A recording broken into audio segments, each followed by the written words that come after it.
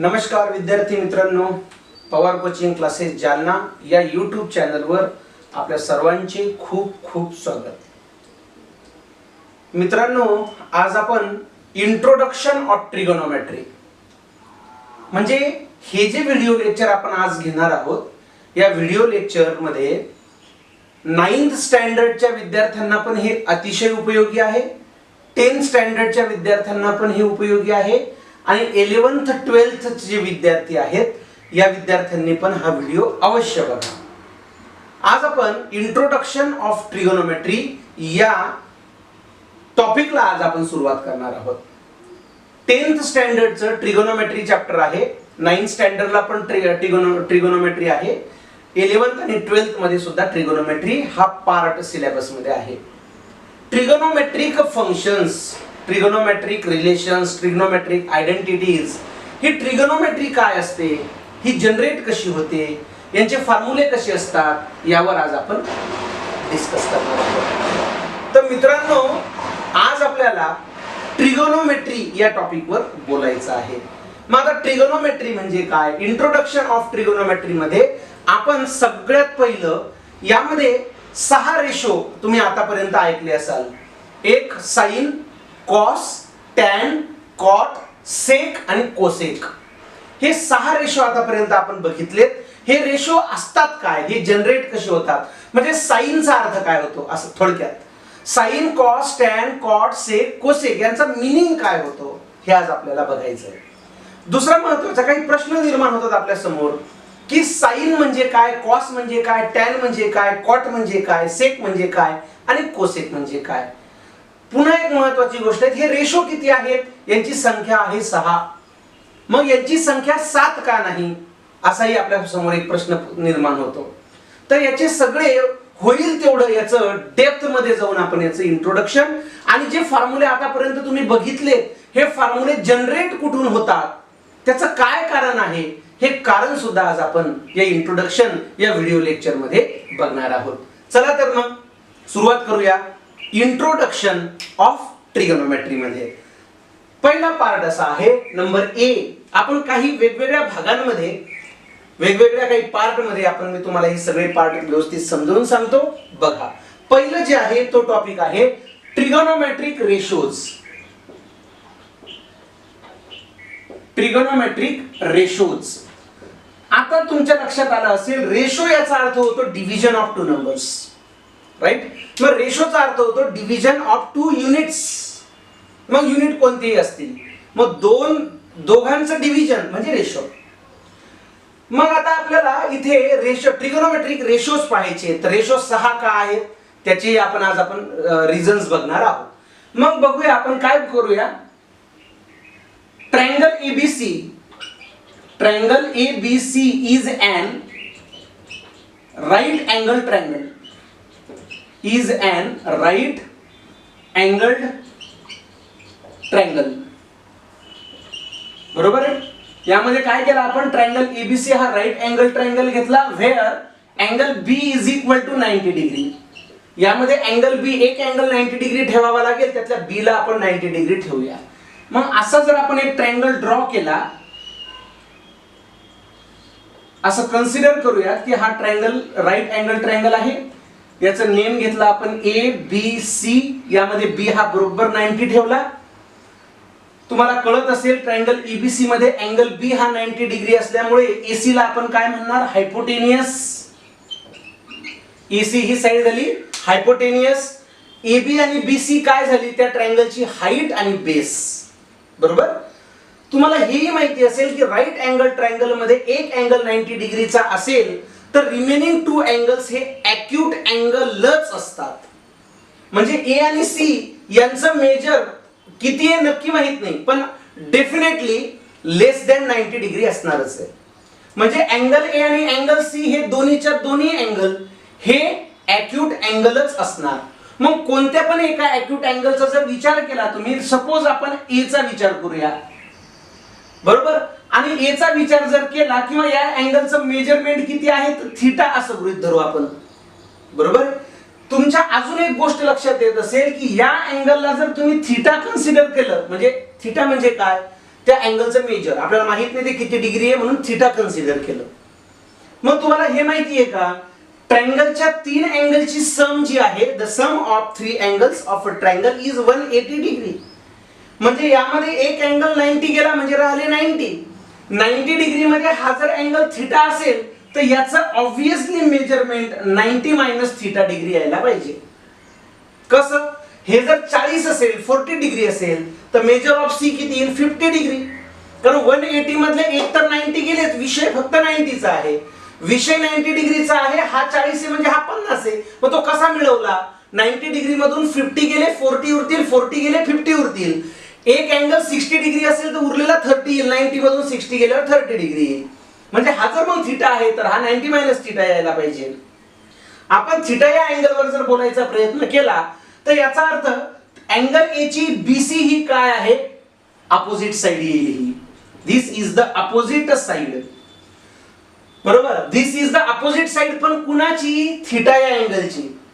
पण तुम्ही जर अँगल सी चा विचार केला तर अँगल सी चा विचार केल्यानंतर एबी ही अपोजिट साइड येईल. म्हणजे काय, तुम्ही कोणत्या अॅक्यूट अँगलवर बोलता यावर डिपेंड आहे की कोणती साइड अपोजिट येते आणि कोणती साइड ऍडजेसेंट येते. बरोबर, आपण कोणत्या अँगलवर बोलायचं ठरलं, थिटा म्हणजे अँगल ए वर बोलायचं ठरलं. म्हणजे अँगल ए वर आपण जर बोलायचं ठरवलं तर याचा अर्थ अँगल ए च्या समोरची बाजू, opposite side of angle A म्हणजे बीसी ही त्याची अपोजिट साइड येईल. आता अँगल ए ची ऍडजेसेंट साइड कोणती येईल. बरोबर, ऍडजेसेंट म्हणजे काय, मराठीमधून आपण याला लगतचे कोन म्हणतो. बरोबर आहे, ऍडजेसेंट अँगल्स, ऍडजेसेंट साइड्स, ऍडजेसेंट रे. ऍडजेसेंट म्हणजे लगत, आणि लगतचा अर्थ होतो एकदम चिटकून. मग अँगल ए ला चिटकून 2 साइड आहेत. कोणत्या, अँगल ए ला 2 चिटकून साइड आहे, एबी आणि एसी. म्हणजे एबी ही पण अँगल ए ची ऍडजेसेंट साइड आहे आणि एसी ही पण ऍडजेसेंट साइड आहे. पण एसी काय म्हटला की नाही, मी तुझी ऍडजेसेंट नाही. का, कारण मी ऑलरेडी हायपो आहे. म्हणजे अँगल ए च्या 2 ऍडजेसेंट, बघा शेजारी, लगत म्हणजे काय, शेजारी. मग प्रत्येक घराला किती शेजारी असतात, 2. एक लेफ्टला, लगत म्हणजे काय, शेजारी, चिटकून. मग तुमच्या घराला चिटकून लेफ्ट साइडला एक आणि राईट साइडला एक. बरोबर, म्हणजे असे 2 घरं असणार. म्हणजे इकडचा पण आपला शेजारी आणि इकडचा पण आपला शेजारी. तसंच अँगल ए चे 2 शेजारी आहेत, एबी साइड आणि एसी साइड. पण एसी म्हटला की मी ऑलरेडी हायपोटेनियस आहे, म्हणजे याचा अर्थ ऍडजेसेंट कोण राहणार मग, एबी. म्हणजे याचा अर्थ आपण एबी ला म्हणणार ऍडजेसेंट साइड. ही त्याची झाली ऍडजेसेंट साइड. बघा, मग अँगल ए चा विचार केला तर बीसी ही अपोजिट साइड, अँगल ए चा जर विचार केला तर एबी ही ऍडजेसेंट साइड. आणि हायपोटेनियस ची डेफिनेशन सगळ्यांना माहिती आहे, the side opposite to 90 degree is called hypotenuse. बरोबर, त्यामुळे एसी हा हायपोटेनियस असणारच आहे, काही प्रश्न नाही. बरोबर आहे. बघा, angle A is an acute angle, is an acute angle of right angle triangle. बरोबर आहे ना. तर अशा पद्धतीने हा जो पार्ट आहे तर हा पार्ट तुम्ही लक्षात घ्या. Angle A is an acute angle of a right angle triangle. मग अँगल ए चा जर विचार केला तर पहिला पार्ट इथे पहिला फॉर्म्युला सुरू होतोय, लक्ष द्या नीट व्यवस्थित. आता अँगल ए च्या बाबतीत जर विचार केला तर मला सांगा राईट अँगल ट्रायंगल मध्ये आपण कशाचा विचार करतोय, लक्षात आलंय बाळांनो, रेशो. याचा अर्थ या राईट अँगल ट्रायंगल मध्ये एकूण 3 साइड आहेत. There are 3 sides. बरोबर, एक अपोजिट, एक ऍडजेसेंट आणि एक हायपोटेनियस.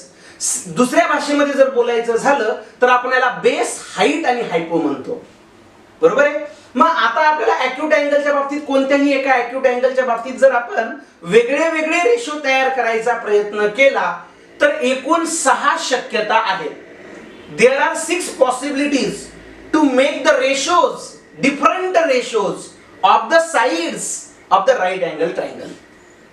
राइट. मग या राइट अँगल ट्रायंगल मध्ये डिफरंट रेशो तयार होतात. मग रेशो म्हणजे काय, डिव्हिजन, कुणाची, साइडची. म्हणजे याचा अर्थ कोणत्या पण 2 साइड घेऊन रेशो तयार करायचा. मग कोणत्या पण म्हटल्यावर इथे आपल्याला काय आले, चान्स आले, पॉसिबिलिटीज आल्या. मग एकूण 6 पॉसिबिलिटीज या ठिकाणी तयार होतात. या 6 पॉसिबिलिटीलाच आपण नेम दिलेले आहेत, साइन, कॉस, टॅन, कॉट, सेक आणि कोसेक. मग तुमच्या मनात हा एक प्रश्न उरला असेल की रेशो 6 आहे, 7 का नाही? कारण शक्यता 6च आहे. जर शक्यता 7 असत्या तर 7वाही रेशो तयार झाला असता. मग या रेशोंना साईनचा काही अर्थ होत नाही. साईन म्हणजे रेशो. कशाचा? साइडचा. कशाचा? Of right angle triangle. ठीक आहे. मग आता बघा कोणकोणत्या साइड आल्या? AB, BC आणि AC. 3 साइड आहेत. यांचे डिफरंट रेशो जर तयार केले तर त्यातली पहिली जी शक्यता आहे तिचं नाव आहे, त्या शक्यतेचं नाव आहे साइन. मग साइन हा काय झाला? रेशो. आता प्रश्न आहे हा रेशो कुणाचा, म्हणजे कुणाशी रिलेटेड असणारा. मग आपण म्हणूया साइन A किंवा A अँगल. A नाव घ्या अँगलचं नाव किंवा त्याचं मेजरमेंट आहे थीटा. मग sine theta is equal to, बरोबर. मग sine theta is equal to म्हणजे काय? साइन हा काय आहे? रेशो. कुणाचा? थीटाचा. म्हणजे थीटाला पाहून तुम्हाला थीटाला पाहून रेशो बघायचा आहे. मग आता तुमच्या लक्षात आलं असेल साइन A म्हणजे काय? साइन हा रेशो A ला पाहून. मग साइन C म्हणजे साइन हा रेशो C ला पाहून. म्हणजे याचा अर्थ इथं काय येतं यावर फार महत्वाचं आहे की आपण कुणाला बघून रेषा करतो. ठीक आहे. मग रेशो आपण इथं थीटाला बघून करतोय. मग साइन थीटा. मग साइन थीटाचा फॉर्म्युला असा आहे side opposite to theta divided by hypotenuse. आता प्रश्न पडला असेल तुम्हाला डिवाइडेड बाय का? कारण डिव्हिजन म्हणजे काय? Division ratio. रेशो म्हणजे काय? डिव्हिजन. मग रेशो करायचा म्हणजे डिव्हिजन करावं लागेल. मग कोणाचा? तर अपोजिट साइड आणि हायपोटेनियस यांचा रेशो घेतला तर या रेशोला साइन म्हणतात. मग तुम्हाला कळालं असेल साइनची डेफिनेशन काय आहे. बरोबर आहे. साइन थीटाची डेफिनेशन काय आहे? The ratio of opposite side of theta and hypotenuse is called sine. Is that clear? मग आपण हे झाला फॉर्म्युला. यामध्ये जर नेम केले आपण साइड अपोजिट टू थीटा, मग थीटाची अपोजिट साइड कोण आहे? BC. आणि हायपोटेनियस कोण आहे? AC. मग BC आणि AC हा रेशो तयार झाला म्हणजे या रेशोला म्हणतो आपण sine. Is that clear? Second जो आहे तो बघा वेगळा कॉस थीटा. बरोबर. मग कॉस थीटाची डेफिनेशन आहे adjacent side of theta divided by hypotenuse is equal to. म्हणजे तुम्हाला कळालं असेल कॉस आपण काय? रेशो. पण कसा? वेगळा आहे. साइन हा काय? रेशो पण वेगळा आहे. तो काय? Opposite bye हायपो. आणि कॉस काय? ऍडजेसेंट बाय हायपो. म्हणजे दोघं रेशोज आहेत पण डिफरंट आहे. मग थीटाची आता साइड ऍडजेसेंट साइड कुणाची? थीटाची. आपण थीटावर बोलतोय कारण नाव काय? Cos theta. मग थीटाला जर विचार केला तर ऍडजेसेंट साइड येते AB आणि हायपोटेनियस फिक्स आहे AC. मला सांगा BC बाय AC हा काय? रेशो. आणि AB बाय AC काय? रेशो. पण हा रेशो डिफरंट आहे कारण BC बाय AC हा डिफरंट आहे आणि AB बाय AC डिफरंट आहे. म्हणजे काय झालं? वेगळा रेशो तयार करण्यामध्ये आपण सक्सेस झालो. तसा पुन्हा एक वेगळा रेशो तयार करण्याचा प्रयत्न करू. त्या रेशोला आपण म्हणणार आहे टॅन थीटा. बरोबर. Tan theta. टॅन काय असणार आहे? अहो रेशोच. पण कोणता? Side opposite to theta divided by adjacent side of theta. Is that clear? मग चला साइड अपोजिट साइड कोणती आली हो? BC. आणि ऍडजेसेंट साइड कोणती हो? AB. बरोबर. Opposite side BC, adjacent side AB. मला सांगा बघा BC बाय AB हा रेशो बनला? हो बनला. कसा बनला? इतरांपेक्षा वेगळा. या दोन रेशोंपेक्षा वेगळा रेशो आला ना? का सेम आला? नाही आला. म्हणजे तिसरा रेशो बनवण्यामध्ये आपण सक्सेस झालो. बरोबर. मग पहिल्या रेशोला म्हणलं आपण साइन, दुसऱ्या रेशोला म्हटलो आपण कॉस, तिसऱ्या रेशोला म्हटलो आपण टॅन. आता आपण चौथा रेशो बनवण्याचा प्रयत्न करू. त्या चौथ्या रेशोला म्हणणार आपण कॉट थीटा. काय म्हणणार आपण त्याला आता? Cot theta. आता कॉट थीटा म्हणजे काय? कोटँजेंट असा अर्थ होतो त्याचा. Cot theta. आता हा रेशो कसा असतो? Adjacent side of theta divided by opposite side किंवा side opposite side of theta. बरोबर. मग बघा ऍडजेसेंट साइड कोणती आहे? थिटाची ऍडजेसेंट साइड येते AB आणि अपोजिट साइड येते BC. लक्षात आलं? बघा AB बाय BC हा रेशो पहिला कधी आला का बघा? नाही आला. म्हणजे याचा अर्थ वेगळा रेशो तयार करण्यामध्ये आपण सक्सेस झालो. बरोबर? किती रेशो तयार झाले? 4. कसे? डिफरंट. साइड किती होत्या ट्रायंगलला? 3च. पण वेगळे वेगळे किती रेशो तयार झाले? आतापर्यंत 4. अजून 2 होणार आहेत. बघा 5वा रेशो तयार करायचा प्रयत्न करतो मी, याला म्हणतो आपण सेक थिटा. ठीक आहे. मग सेक थिटा कसा असतो? तर सेक थिटा याचा अर्थ असा असतो, याचा रेशो असा घेता येतो, hypotenuse divided by opposite side, sorry adjacent side of theta is equal to. मग हायपोटेनियस कोण आहे? हायपोटेनियस आहे AC divided by adjacent side, तो आहे AB. आलं बाळांनो लक्षात? बघा AC डिवाइडेड बाय AB. बघा AC डिवाइडेड बाय AB हा रेशो याच्या अगोदर निर्माण झाला होता का? नाही. म्हणजे आपण 5वा वेगळा रेशो तयार करण्यामध्ये सक्सेस झालो. यानंतर नंबर 6 जो आहे तो आहे cosec theta is equal to, formula आहे hypotenuse divided by opposite side of theta is equal to. मग हायपोटेनियस कोण आहे? AC डिवाइडेड बाय थिटाची अपोजिट साइड BC. बघा AC डिवाइडेड बाय BC आहे कुठे? नाही. म्हणजे आपण 6 रेशो डिफरंट रेशो बनवण्यामध्ये सक्सेस झालो. कळालं बाळांनो? आता माझा प्रश्न असा आहे, शब्द नीट ऐका. या ट्रायंगलला किती साइड आहेत? 3. आणि या 3 साइड पैकी मी प्रत्येक वेळेस काय केलं? 2 साइडचा यूज करून वेगळा रेशो बनवण्याचा प्रयत्न केला. आता माझा सरळ प्रश्न असा आहे तुम्हाला की या ट्रायंगलच्या 2 डिफरंट साइड घेऊन 7वा रेशो तुम्ही करून दाखवा आणि मला कॉल करा. ठीक आहे? पुन्हा प्रश्न माझा नीट ऐका. या ट्रायंगलला 3 साइड आहेत. या 3 साइड पैकी कोणत्या पण 2 साइड, डिफरंट 2 साइड घ्या आणि वेगळा रेशो मी जो तयार करून दाखवले 6 त्यापेक्षा वेगळा रेशो करून दाखवा. बाळांनो अशी शक्यता अजिबात नाही. आता असा रेशो, वेगळा रेशो, थिटाशी रिलेटेड असणारा वेगळा रेशो, वेगळ्या 2 साइडचा रेशो आता घेणं शक्य नाही. ती पॉसिबिलिटीज खतम झाली. बरोबर आहे? आता शक्य नाही. म्हणजे याचा अर्थ रेशो किती तयार होतात? फक्त 6. मग 7वा करायची इच्छा आहे आपली, परंतु होतच नाही, म्हणून 6च रेशो आहेत. म्हणून दुसऱ्या प्रश्नाचं जे उत्तर होतं तुमचं, तुम्हाला एक गोष्ट लक्षात आली असेल, साइन काय? साइन काय? रेशो. कॉस काय? रेशो. टॅन काय? रेशो. कॉट काय? रेशो. सेक काय? रेशो. कोसेक काय? रेशो. तुम्हाला मग सगळे रेशो आहे, तर फरक काय?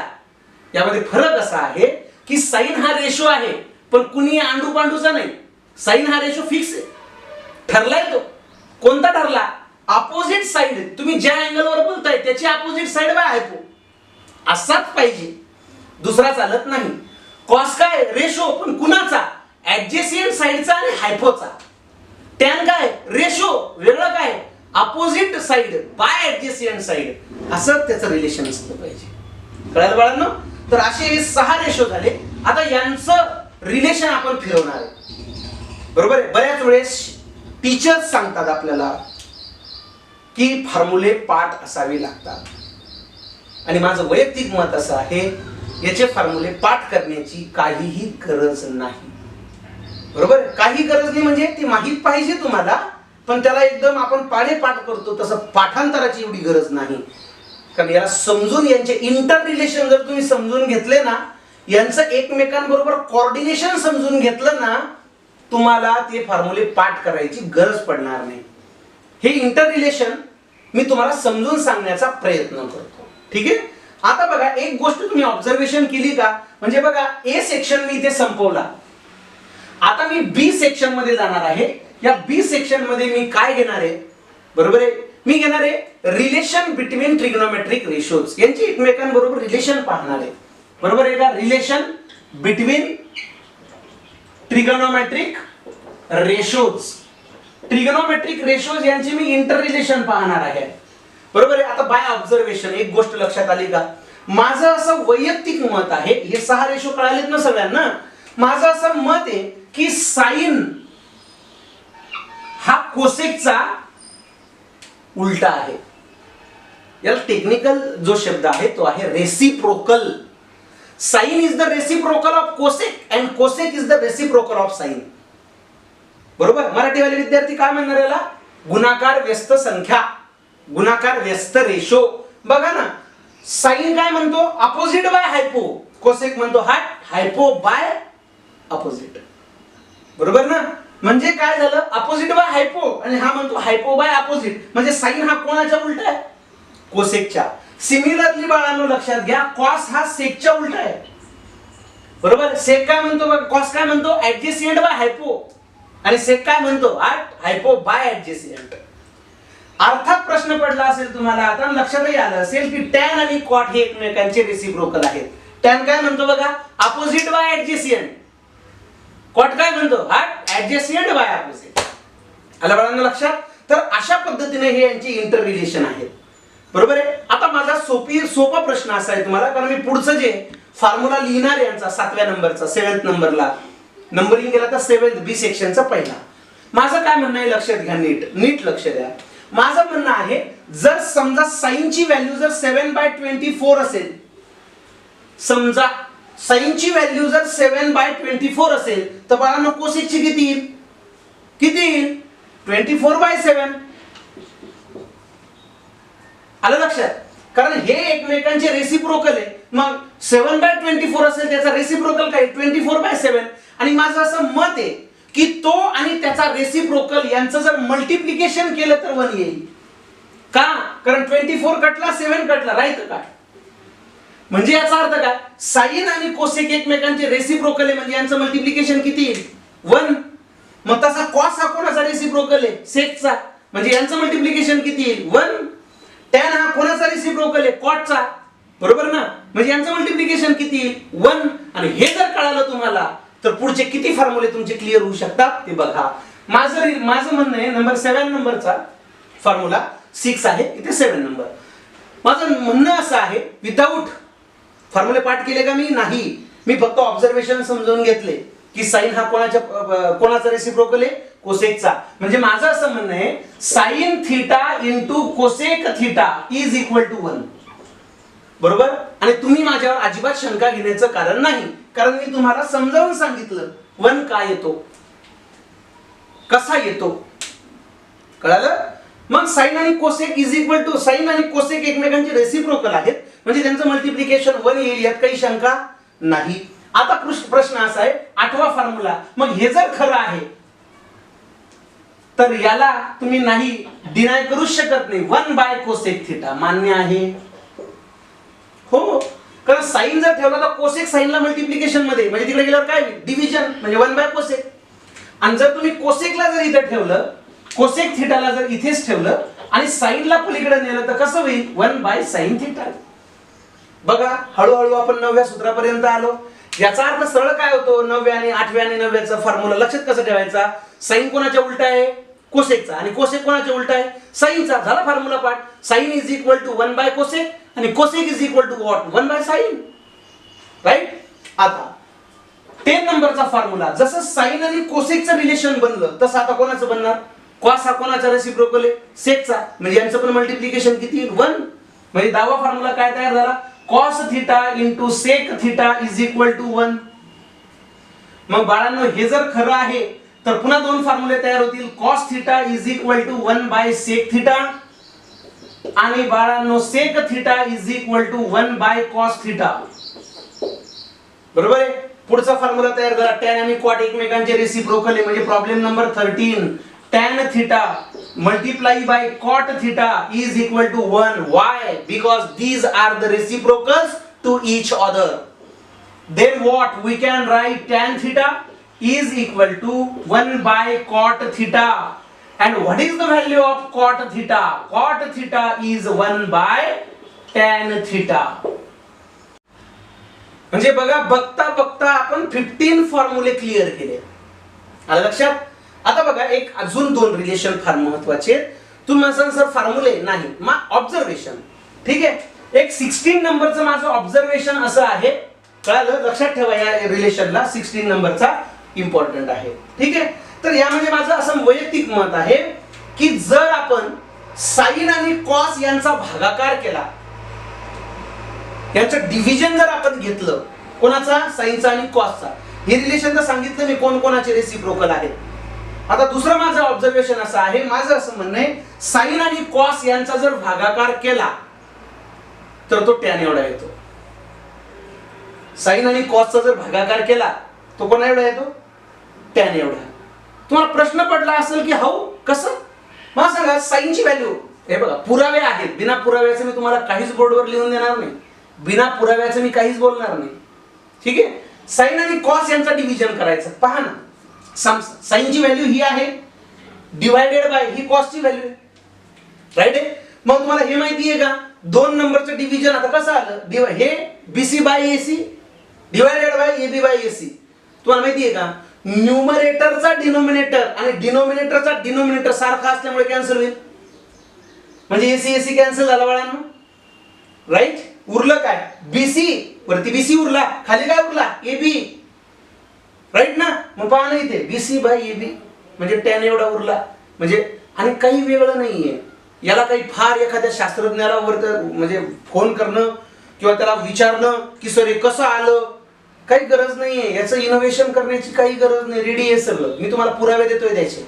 माझं म्हणणं काय आहे, साइन आणि कॉस या दोघांचा डिव्हिजन केला तर तो टॅन एवढा येतो. आणि खोटं कुठे, या दोघांचा डिव्हिजन, ही व्हॅल्यू आहे साइनची, ही कॉसची, दोघांचा डिव्हिजन केला तर वरच्याचा खालचा आणि खालच्याचा खालचा सेम असल्यामुळे कटला, म्हणजे काय उरला, बीसी बाय एबी. मग आलाय ना बीसी बाय एबी, टॅन एवढी व्हॅल्यू आली ना त्यांची, बरोबर आहे. माझं म्हणणं पटलं तुम्हाला, पटलं. मी आता एक म्हणणं फॉर्म्युल्यामध्ये लिहितो, कळतंय का पहा तुम्हाला, राईट. बघा आता माझं असं म्हणणं आहे की tan theta is equal to sine theta divided by cos theta. बरोबर. राहिला प्रश्न शंकेचा, घेऊच नका, कारण मी तुम्हाला डिव्हिजन कसा होतो त्याचं रिझन तुम्हाला सांगितलं. टॅन, अहो साइन आणि कॉस मी लिहिलं काय, साइन आणि कॉसचं डिव्हिजन केलं तर टॅन येतो, येतोच ना, मी तुम्हाला समजून सांगितलं. मग हे जर खरं आहे तर मला सांगा टॅनचं उलट केल्यावर काय येतं, टॅनचं उलट केल्यावर काय येतं, कॉट. मग 17 नंबरचा फॉर्म्युला ऑटोमॅटिक तयार होईल, तो कळायला त्याला रिझन द्यायची गरज नाही. मग टॅन थिटाची व्हॅल्यू जर ही आहे तर cot theta is equal to काय येईल, काही प्रश्नच नाही, cos theta divided by sine theta. Reciprocal आहे ना टॅनचा, मग टॅनची व्हॅल्यू जर साइन बाय कॉस आहे तर कॉटची काय येईल, कॉस बाय साइन. बोलता बोलता आपण 17 नंबर पर्यंत गेलो. आता आपल्याला तिसऱ्या भागाकडे जायचंय, ज्याचं नाव आहे किंवा त्याचं टायटल जे आहे, सी पार्ट जो आहे, तो सी पार्ट असा आहे बाळांनो, ट्रिगोनोमेट्रिक आयडेंटिटीज पाहायचे आहेत आपल्याला. नंबर सी सेक्शन पाहतो आपण, ट्रिगोनोमेट्रिक आयडेंटिटीज. बरोबर. हे सेक्शन ज्यामध्ये आपण काय केलं, एकाच ट्रायंगलच्या 3 साइडचे डिफरंट 6 रेशो तयार केले, यांचं इंटर रिलेशन लक्षात आलं, आणि त्यांच्या इंटर रिलेशन वरून आपण बी सेक्शन मध्ये आलो, काय बघितलं, रिलेशन बिटवीन ट्रिग्नोमेट्रिक रेशोज.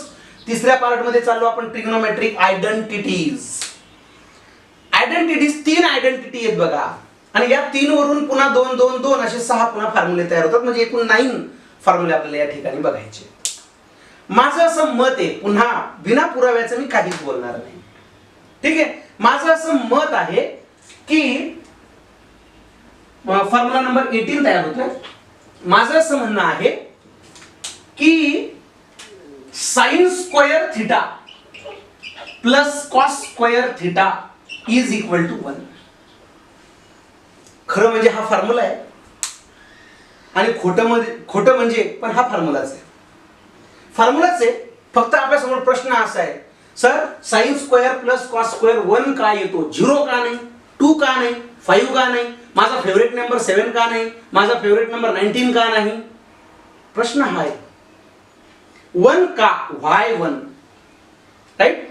आता काय रिझन, बरोबर. लक्षात घ्या, हे बघा फॉर्म्युले वगैरे हे कुठेही सापडतील, काही सापडतील, मजा कशात आहे, बरोबर आहे, समजून घेण्यात, ते समजून घ्या. आता प्रश्न आहे 1 का रिलीज झाला, 1च का, बरोबर. पुरावा आहे माझ्याकडे, बघा पुरावा असा आहे माझ्याकडे साइन स्क्वेअर थिटा. मी आता व्हॅल्यू पाहणं चेक करतोय. Let me check.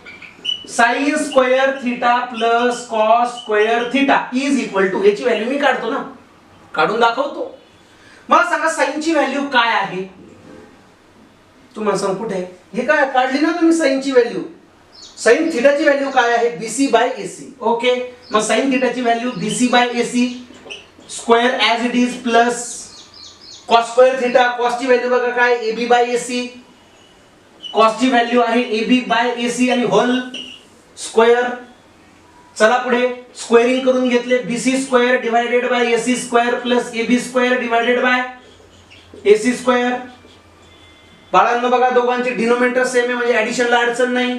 वरती कसं व्हायला पाहिजे, BC square plus AB square divided by denominator square AC square as it is equal to. बघा आता BC square plus AB square. बाळांनो आपण नेमकं कोणतं चॅप्टर संपवलं, पायथागोरस थेरम. मला सांगा बाळांनो या ट्रायंगल मध्ये या एकदा आले. BC square plus AB square म्हणजे काय हो, base square plus height square is equal to काय असतो, हायपोस्क्वेअर. म्हणजे या ट्रायंगल मध्ये बीसी स्क्वेअर आणि एबी स्क्वेअरचं व्हॅल्यू जर घेतली तर पायथागोरस, मी नाही म्हणत, पायथागोरस सांगून गेला मागच्या चॅप्टर मध्ये की BC square plus AB square जर घेतला तर व्हॅल्यू किती येते, एसी स्क्वेअर. म्हणजे बीसी स्क्वेअर प्लस एबी स्क्वेअरची व्हॅल्यू किती आली, AC square. By the Pythagoras theorem divided by what, AC square. Numerator आणि डिनोमिनेटर सेम आले म्हणून कॅन्सल झाले. Is equal to what, 1. शंका क्लिअर झाली. शंका घेऊच नका. आली ती आता क्लिअर केली आपण त्याला. ठीक आहे. यानंतरही कळालं नाही मग काय करायचं, फॉर्म्युले पाठ करायचे, दुसरा सल्ला ऐकायचा. ठीक आहे. मग sine square plus cos square is equal to what, 1. आता का 1 येतो याचे कारण तुमच्या लक्षात आले असतील. ठीक आहे. आता यावरून हे खरं आहे हे तुमच्या लक्षात आलं. म्हणजे याचा अर्थ काय, तुम्हाला माझ्यावर शंका घेण्याचं मी कारणच ठेवलं नाही. सर 1 काय येतो, मी रिलेशन सांगितलंय तुम्हाला. आता हे जर खरं आहे तर आपल्याला इथून 2 रिलेशन तयार होतात 19 आणि 20 नंबरचे. 19, 20 पिक्चर नाहीये, 19 नंबरचा फॉर्म्युला आहे आणि 20 नंबरचा फॉर्म्युला आहे, डिफरंट आहे. ठीक आहे. आता बघा हे जर रिलेशन आहे तर यावरून रिलेशन असं तयार होईल. बघा sine square theta is equal to 1 minus cos square theta. तुम्ही म्हणसाल वाव नवीन फॉर्म्युला. अरे नाही, प्लस कॉस स्क्वेअर होता तिकडे गेल्यावर काय झाला, मायनस कॉस स्क्वेअर. यात काय नवीन आहे, म्हणजे साइन स्क्वेअर आपण एकटा पाडला. Sine square is equal to what, cos square तिकडे गेला, 1 मायनस कॉस स्क्वेअर. मग कॉस स्क्वेअरला जर थांबवलं आपण इथे, साइन स्क्वेअरला म्हटलं तू जा, कॉस स्क्वेअरला थांबवलं मग काय होईल, 1 मायनस साइन स्क्वेअर थिटा. कळलं सगळ्यांना. एका फॉर्म्युल्यावरून 2 फॉर्म्युले. आता नवीन रिलेशन पाहायचं आपल्याला 21 नंबर मध्ये, 21 नंबर मध्ये. रिलेशन असं आहे बाळांनो, sec square theta minus tan square theta is equal to 1. तुम्हाला प्रश्न पडलाय की सर इथे प्लस होतं इथे मायनस आला, 1 कसा येतो आम्हाला कळालं मागच्या वेळेस, ते कट होतं. मायनस का आता याचं पण लक्षात घ्या. इथं सेकची व्हॅल्यू आहे तुमच्याकडे आणि टॅनची पण व्हॅल्यू आहे. बरोबर आहे. करून दाखवू का एकदा तुम्हाला, बघून घ्या. चला दाखवून देऊ. Sec square theta minus tan square theta. Minus केल्यावर काय होतं, 1. बघा सेक स्क्वेअर डायरेक्ट व्हॅल्यू घ्या. Sec square AC square divided by AB square. AC square divided by AB square minus आता कोणाची व्हॅल्यू, टॅनची, BC square by AB square. Is that clear. Denominator same आले. AC square minus BC square divided by AB square. आता बघा AC square म्हणजे काय, hypo square, आणि minus BC square म्हणजे काय, मायनस बेस स्क्वेअर. मग हायपो स्क्वेअर मधून जर बेस स्क्वेअर गेला तर काय उरेल, हाईट स्क्वेअर. काय, बाय पायथागोरस थेरम.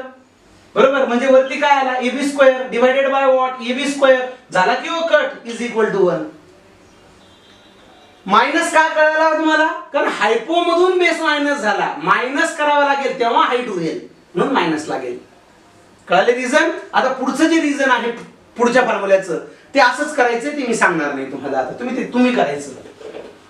राईट. मग हे जर खरं आहे, खरं आहेच ना, हो मी प्रूव्ह करून दाखवलं तुम्हाला. व्हॅल्यू पुन्हा बोर्डवरच्याच घेतल्या, काही वेगळ्या इकडून तिकडून नाही आणल्या, आपणच घेतलेल्या व्हॅल्यू आपणच व्हेरीफाय करत गेलो. फॉर्म्युला नंबर 22, सेक स्क्वेअर जर थांबला इथे, sec square is equal to, तर काय होईल, 1 प्लस टॅन स्क्वेअर थिटा. आणि 23 नंबरचा थोडा समजून घ्या याला.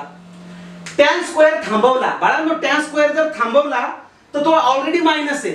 मग त्याला कशा टॅनला थांबवण्यापेक्षा या मायनस टॅनला पलीकडे नेलं तर काय होईल, प्लस टॅन स्क्वेअर, आणि पलीकडचा प्लस अलीकडे आणा -1 होईल. म्हणजे फॉर्म्युला कसा जनरेट होईल, हा मायनस टॅन स्क्वेअर तिकडे गेल्यावर plus tan square theta is equal to अलीकडे काय होतं सेक स्क्वेअर थिटा प्लस 1 इकडे आल्यावर तो आला -1. म्हणजे फॉर्म्युलाला सेक स्क्वेअर थिटा -1. जसं 21 नंबर वरून 22 आणि 23 तयार झाला तसं पुन्हा 24 नंबरला काय येईल, तर आता दोन आहे बघा, साइन कॉस बरोबर गेला, सेक हा टॅन बरोबर गेला, आता राहिला cosec square theta minus cot square theta is equal to 1. पुन्हा का, इथे तुम्हाला व्हॅल्यू दिलेली आहे, तुम्ही व्हेरीफाय करू शकता. मग हा फॉर्म्युला जर खरा आहे तर यावरून पुन्हा दोन फॉर्म्युले तयार झाले. Number 25 cosec square theta is equal to, हा मायनस तिकडे गेल्यावर प्लस म्हणजे 1 प्लस कॉट स्क्वेअर थिटा.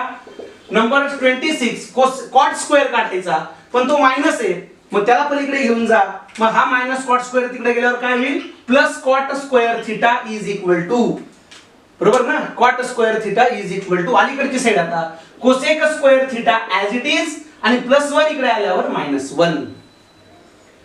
बघा तुमच्या लक्षात आलं असेल, बोलता बोलता बोलता आपण डायरेक्ट 26 फॉर्म्युल्यांपर्यंत आलो. आता डी सेक्शन जो आहे शेवटचा, आता त्यामध्ये आपण फॉर्म्युले आता ट्रिग्नोमेट्रीचे ऑलमोस्ट संपणार आहे. डी फॉर्म्युला जो आहे किंवा डी पार्ट जो आहे तो असा आहे, trigonometric ratios of compound angles किंवा कॉम्प्लिमेंटरी एंगल्स असं म्हणूया. Complementary angles.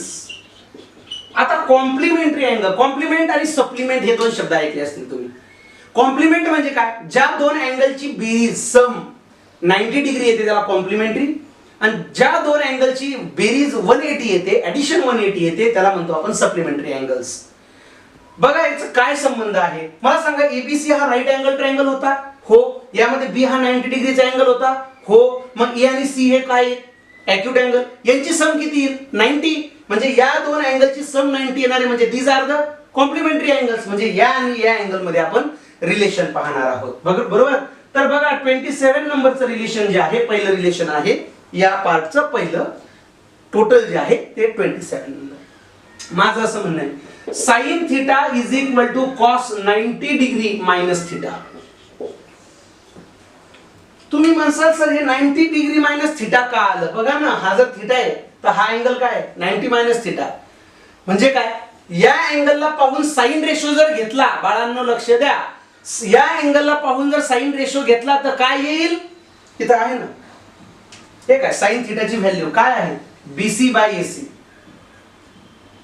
राईट ना. आणि जर तुम्ही या अँगलला पाहून 90 मायनस थिटा या अँगलला पाहून जर कॉस रेशो घेतला तर कॉस काय सांगतो बघा, ऍडजेसेंट बाय हायपो.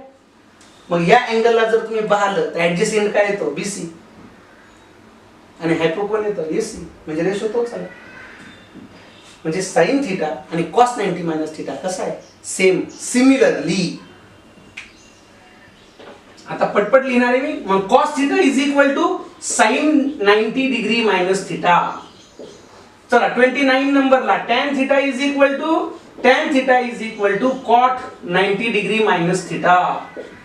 तुम्ही इथे चेक करू शकता, cot theta is equal to tan 90 degree minus theta. 31 sec theta is equal to cosec 90 degree minus theta. आणि cosec theta is equal to sec 90 degree minus theta.